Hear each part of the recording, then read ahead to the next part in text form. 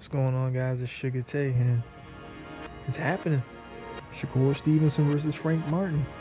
I feel I know who will win, but you never know who's gonna win once you guys step in the squared circle. But I believe this is a competitive fight. It's gonna be a good fight, and I feel that the jab is gonna be what decides this fight because both fighters are southpaw. They're used to fighting righties. It's going to be interesting to see how they match up southpaw versus southpaw. But I believe Shakur Stevenson happens to have the best jab, and I think will be the weapon that's going to dictate the fight.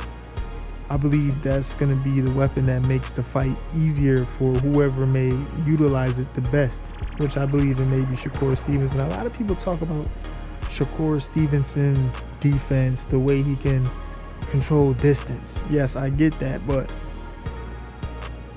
the game of boxing is hit, not get hit. Correct, but it also is a game of hitting, and Shakur Stevenson's offense is underrated. Like, his combination punching is beautiful. I'm not gonna lie. Frank Martin, on the other hand, he's a good combination puncher too. Frank Martin really has good feet. The thing I would say that Shakur Stevenson has to worry about is staying flat. Shakur Stevenson, the way he wins is utilizing his jab. Like I said, I think he has the better jab. You know what I'm saying? Moving his feet. He don't got to be on his toes 24/7, but he needs to make sure he's moving back, side to side. You know what I'm saying? Make sure he's moving his feet, because if he stays planted, that's where Frank Martin's going to go to work.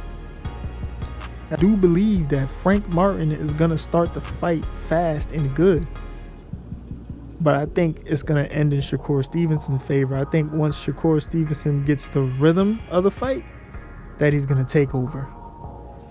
And I'm a little bit questionable about Frank Martin in the stretch. Frank Martin is a good conditioned dude. He is.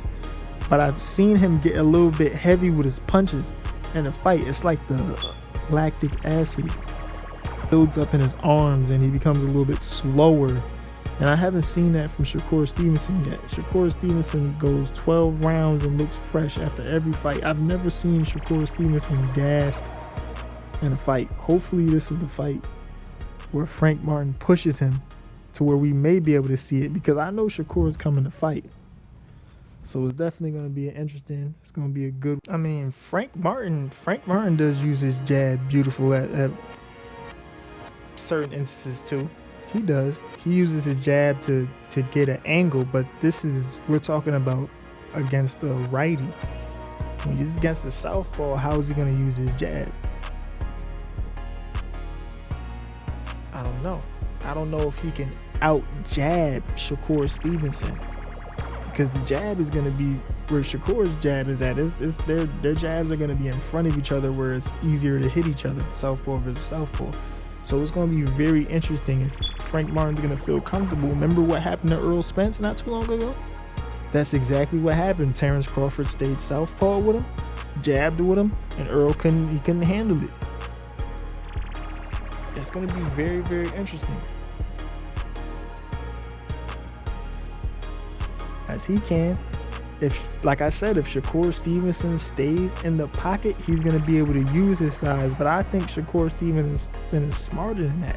He's going to take a step back and he's going to utilize his jab. I cannot see any way Frank Martin beats Shakur Stevenson. I can, but I don't see it. I just can't. Like, he's really going to have a hell of a night to beat Shakur Stevenson.